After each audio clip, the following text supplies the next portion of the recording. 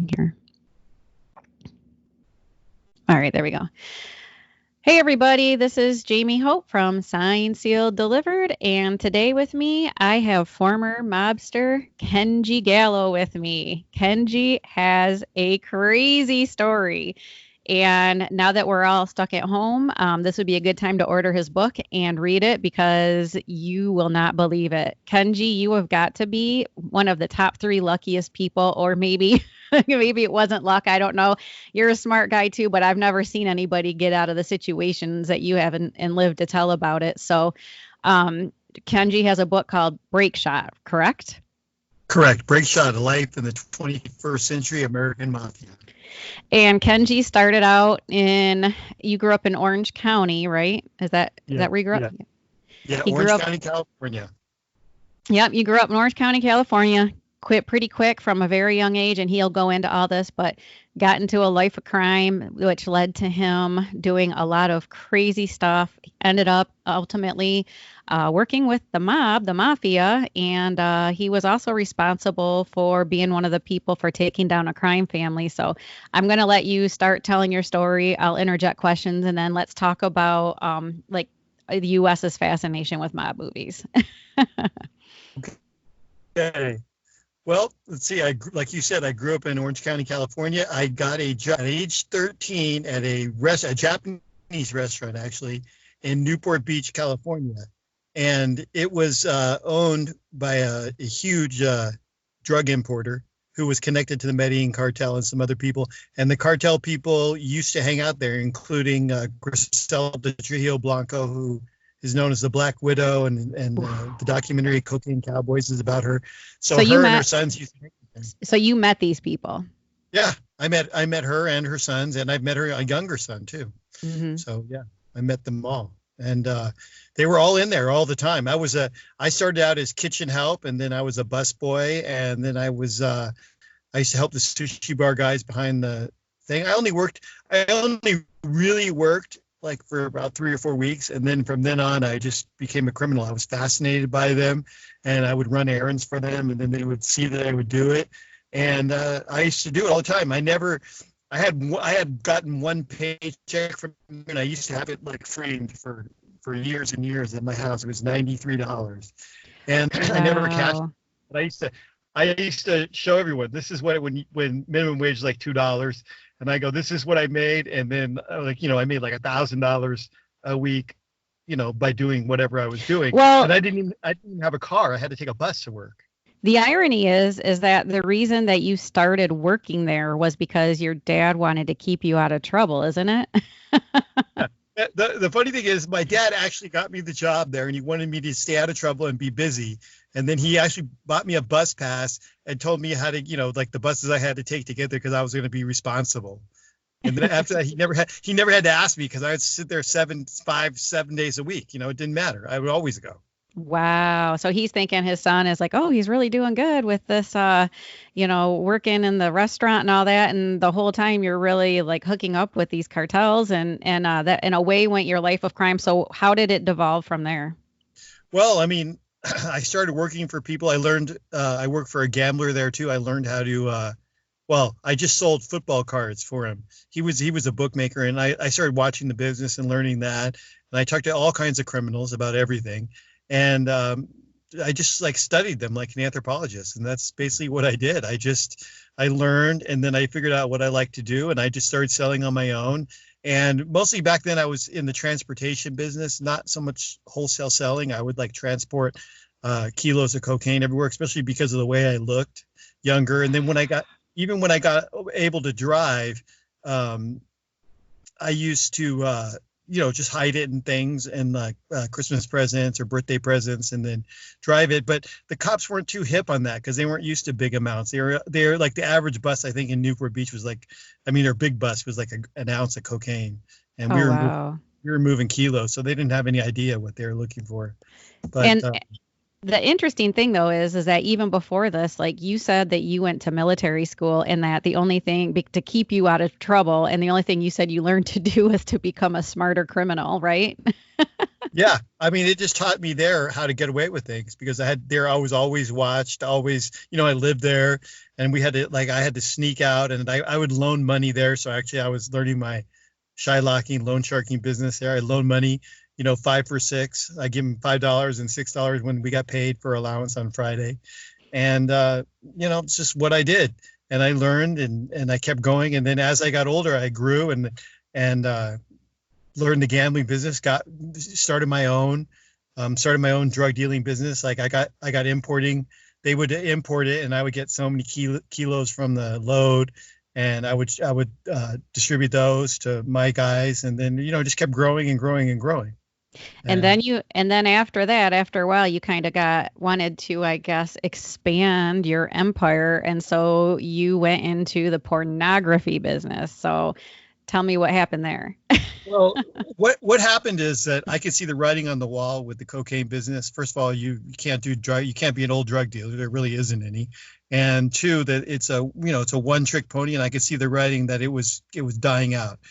We used to sell kilos for 45,000 when we started. I get them for 27,000. Then it went down, down, down. I was getting them wholesale for 11,500 at the end and selling them for like 12,500. So it's $1,000. There's not much money left over for me to make anything. It really wasn't worth it. And I started looking for an exit strategy. We had a chance meeting with a porn star named Peter North. And actually, I thought he used to work out at the same gym as us every day, and he would be there at the same time. And the only people that were there at the same time as us were people without jobs, older people, but he was younger. So I thought he was a Fed watching me. And then one of my friends came in, he goes, "Oh my God, do you know who that is?" And I go, "No, I have no idea." And he goes, "His name's Peter North, and I have his videotapes in the car." Oh my And so God. so then we start talking to him, and then he wanted to make his own movies, and I was like, yeah, I got the money, I'll back him up. And I put $60,000 up for a couple movies in cash. And then Peter couldn't, once we finished doing it and they were all done, he couldn't sell it. He didn't have the juice to sell them. He thought he did. So I talked to my attorney who knew people in the business and guys, and I talked to some criminals I knew, and they introduced me to people, actually Cosa Nostra mob guys from the Ellie family. And that's it. That's how I started. And that brought me in contact with more, like I already knew Cosa Nostra guys from gambling and everything, but now that I was doing something different, they really took notice because I was making money and they can see it.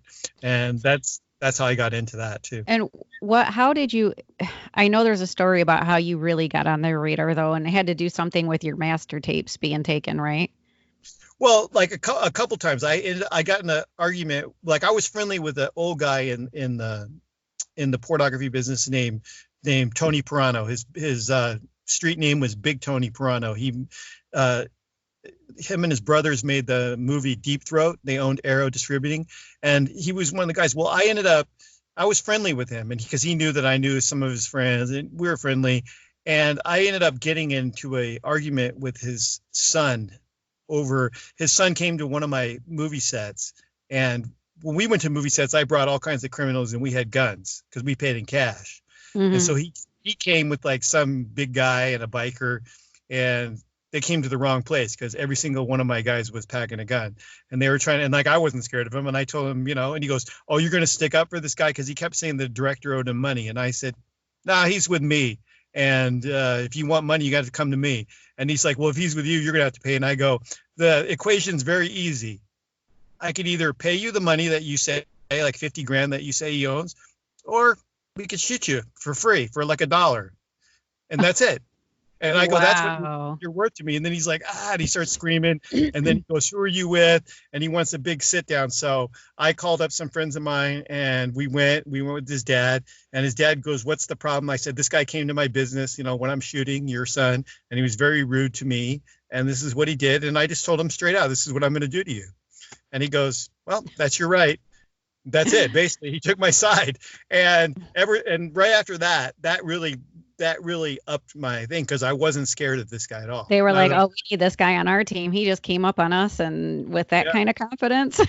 Yeah. And so then that just helped me. And then I just kept doing this and doing that. And I was just there, And okay, which came first? You were working with the mob. You ended up working with them, and then your name came up during some wiretapping with the feds, I believe. Or how did the feds kind of track you down? Well, they were already tracking me from even before, when I was a drug dealer, and just from my bookmaking and everything else, because I was always around these guys. I was always around organized criminals, high-level criminals, and everything else. And I'm an oddity. If you look at me, I don't fit in with all the rest of the people.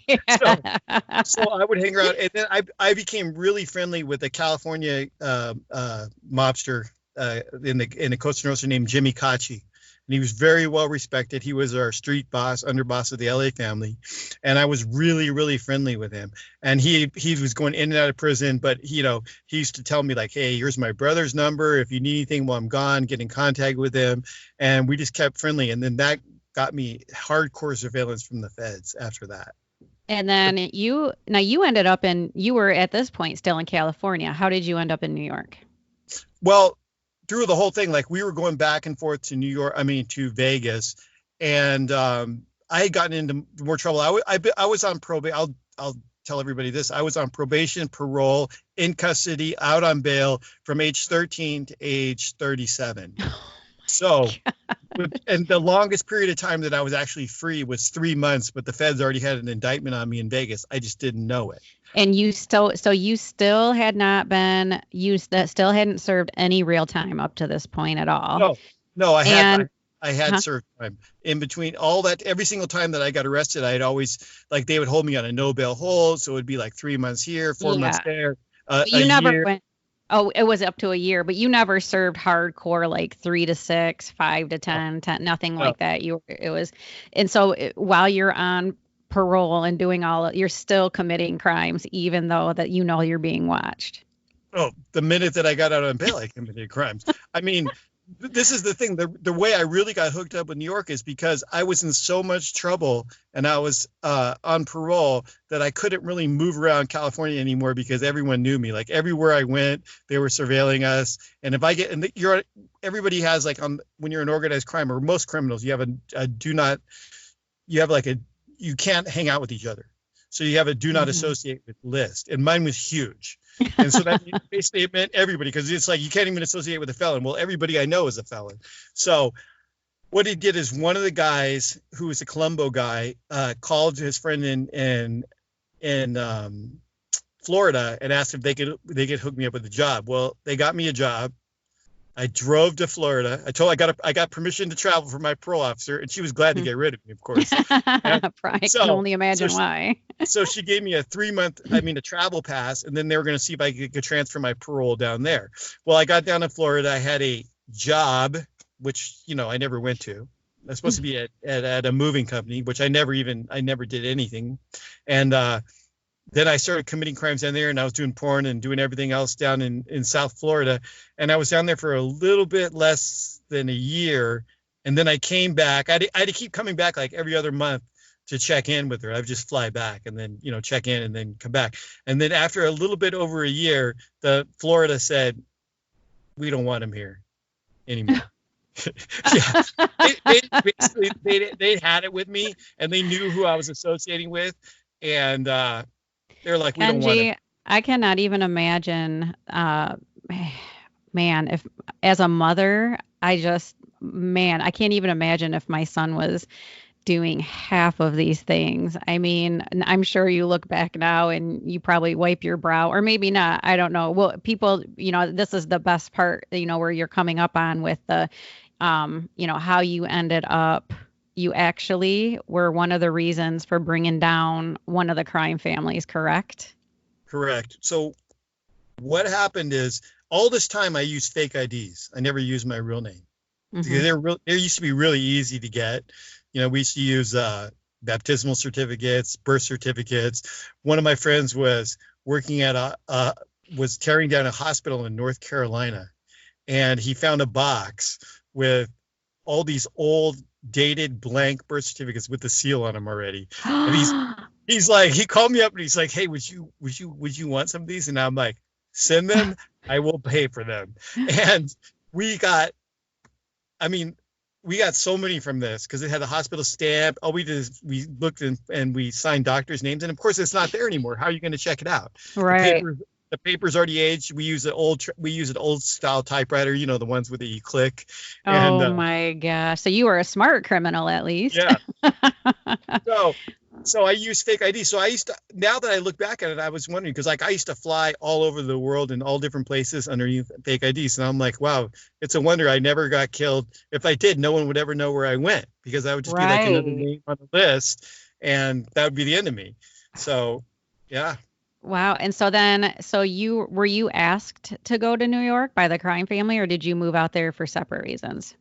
No, I was always going out to New York back and forth to do stuff, because I would go out there and work with those guys, actually just commit crimes. Mm-hmm. And then right before 9/11, they were doing a lot of pump and dump on Wall Street, and I was helping out with that. And some guys are like, hey, man, you should come to California. And I'm like, well, I'm with this other family, and they're like, hey, we'll get you transferred to the Colombo family. And I go, okay. So they talked to my captain, who was Teddy Persico Jr. at the time. And then he sent word to his uncle, and Jimmy Kachi was in the same prison as Carmine, their boss in Lompoc at the time. And they said it's okay. So they transferred me. And then I was going to move to New York right before 9/11. I was just living at one of their houses. And then 9/11 happened. And so I just continued to just stay at their house. And then again, I had to get travel permission from my parole officer to work in New York, which I got. And no one really wanted me around. And you made such a nuisance of yourself. You actually were more free to do stuff just because you were such a nuisance. Is that what you're telling me? Well, it's also because they're not used to, they're used to like the nickel dime criminals. Mm-hmm. They're not used to guys that, like, every time I had a problem, I'm like, all right, cool, we're going to violate me, we'll just talk to my attorney, and we'll go to the judge right away. Wow. Like I wouldn't argue with them. Okay, cool. We'll just do it. You don't want me to do this for work? Okay, cool. We're going to go to the judge. And believe it or not, like, people can say what they want about the justice system, but like I always tell people, first of all, I never met anyone that's innocent involved in the system. Every single person is there because of the crimes that they committed and for things that they do. No one just automatically gets arrested for a crime that they didn't do and gets convicted. Most of the people that I met, all the people I met, were longtime criminals that had it coming. And the judges were just real easy. They were easy on me. Like, one judge let me out multiple times on no bail, and I got rearrested, and he let me out again. And then he told me like, if you ever see me again, and then 3 years later, I'm right back again. Well, isn't California known, though, for being more lax with their justice system? I mean, it seems like they are now, aren't they? I mean, it seems like that seems to be the word, but I don't know that for sure because I don't live there and I don't follow it enough. But I do hear people saying that. Well, I think the state, but I was actually never really in trouble with the state, only for like really minor things. Like I got arrested for drunk in public in Newport Beach because cops hated me, and I wasn't even drunk. They just arrested me because I had a liquor in my breath. And then, but all my charges were federal, and the federal judges were like real easy back then, and they didn't have the minimum mandatory that they have now. So they just didn't really like me. And so back then, tell us when back then was. What decade we talking here? Well, we're talking from the 80s all through the 90s into the 2000s. Yeah. So, okay, now let's go to you ended up. How did you end up? Yes. And how did you end up wearing a wire and doing what you did? And then we'll talk about how you live to tell. So I moved to Brooklyn, and I was in Brooklyn, and I got a call when I was traveling one time. I was in Tennessee. I remember I was in Tennessee, and it was in 96. And I was coming out of a movie, and I got a call. And this is like, real early cell phone time, kind of, flip phone. And it was from somebody's grandparents, and the feds had come to their house looking for me. And I was like, why would they come to your house when they know my business? They know how to get a hold of me. They just call me up. So the guy left a card, so I got his name and I called the exchange number, like the actual FBI number, not his direct number. And then I asked for him to make sure that he's an agent. See, and then when he got on the phone, he's like, "Hey, we just want to talk to you." And I go, "Okay, you gonna arrest me?" And he's like, "No, no, no. Like, we're just gonna talk to you." And I go, "Yeah, right." But I go, I'm gone for the next 2 weeks, but I'll be back. And he goes, "Okay, just make sure you get in contact with us." So 2 weeks later, I got back to California. They wanted me to go to Costa Mesa, California, to a place called Kaplan's Deli. It's no longer there, but it was a place for a long time there.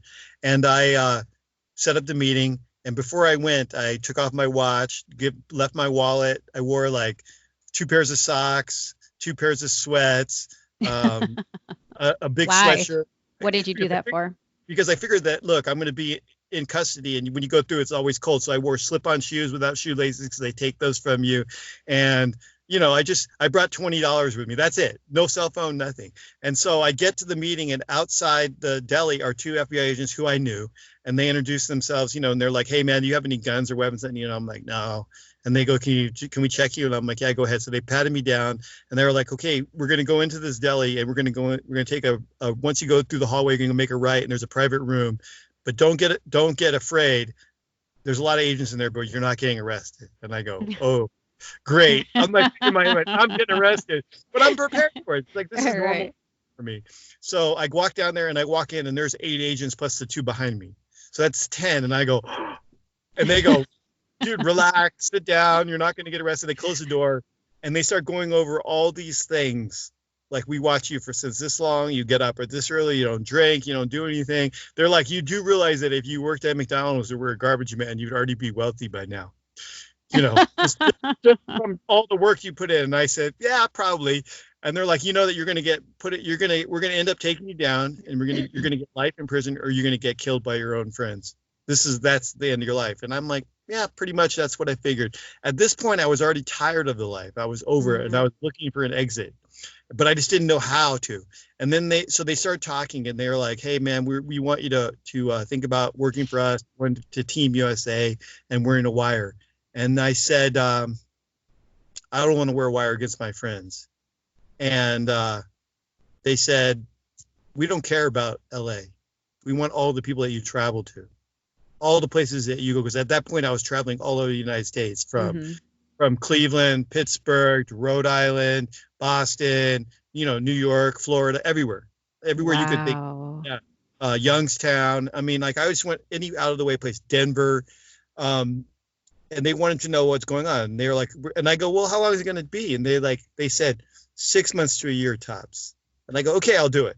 And they're like, "So you want to think about it?" And I go, "No." And they're like, "Do you want to talk to anyone?" And I go, "What, my lawyer? So I can get killed?" No way. And so you wait, back up. So you didn't trust talking to your lawyer. You felt if you told your lawyer, he would go back. Are you saying you didn't trust him to keep it quiet? Of course not. He was like working with them, of course, like with the criminal. I mean, just wanted to clear that up. But now, and so right then, I'm assuming they gave you a deal. They said, "If you do this, we will not pursue charges against you." Is that what the deal was? No, here's the deal. This is exactly what they told me. I go, "What's going to happen? What do I get out of this?" And they're like, "The only thing we can promise you is a fresh start when this is over. Fresh start. Witness protection? Yeah, and a fresh start, like all over." And I go, "Okay, that sounds good." Yeah. And so I said, "Okay, I'll do it." And then that was it. And I started wearing a wire, and I used to check in, and I had my first handler was getting close to retirement, so he introduced me to a guy named John, an agent named John. And it was funny because I was an informant so long that John looked so young to me when he first started, but by the time I quit, he had gray hair and he looked older to me. He was stressed out watching you. I don't know. It was crazy how quick time went by. Now, you were a wire, and you were one of the people responsible for basically taking down the Colombo crime family. Is that right? Well, yeah, I wore a wire in the Colombos. I think I took down like 60 something people total all over the United States. And I broke up, like, I took down their underboss. I took down a Lucchese capo. I took down a lot of people. I didn't even have to testify because everyone pled out before. Because when the U.S. attorneys bring a charge against you, it's like the whole way of the U.S. government. Yeah, and if you fight it, there's little chance of winning, and if you lose, they give you the max amount of time. So Wow. I mean, and how long did you end up wearing that wire for? 8 years. 6 months to a year, and you wore a wire for 8. You were able to walk into daily almost talking to these people, and you were able to wear a wire for 8 years and not get caught. Not just daily, hourly, every day. They came over my house. I'd record them. They'd be in my car. They'd be recorded everywhere. I had to just switch those things out. I could have gone longer. I just blew it up at the end because I couldn't take it anymore. It just was too much on me. Okay, we need to talk a little bit about the psychology of this whole thing, because what in your mind, in your psyche, made you have I mean, you probably would have been good in like, being a spy or something, in real life, like working for the CIA, because clearly, I mean, you're working with ruthless, ruthless people. I mean, we see people are addicted to the movies on the mob and the mafia. And here you wore a wire for 8 years doing this. What was going on in your mind? At first it wasn't that big of a deal, and then later on it just started wearing on me because I wasn't a criminal anymore. When I first started, I was a criminal, but then like the FBI makes up they have all these rules that you can't do. Like I can't commit violence, I can't profit from this, and so I'm turning in my money, I'm doing this, and like as the time got longer, I was away from the crime. So like, as much more than I used to be, even though I was still hanging out with criminals, and it just wore on me. It got tiring, and then I couldn't make anything long term. Like I wanted to have like real friends and like a real girlfriend, and I couldn't do that because I'm living a lie. I'm not even like who knows how long I'm going to be there? Am I going to be there like another week, or is it going to blow up? How are you able to navigate? And actually, what I'm going to do is this is going to be 2 parts. So we're going to wrap it up here and continue. But in our next part, we're going to talk about how, again, you were able to do this. And we're going to talk about ultimately what happened to you. And then we're going to go on and we're going to talk a little bit about mob movies and your thoughts. So if you're watching, hang on just a minute and go check out part 2 that will be up here shortly. So we'll be back in a minute. Thanks.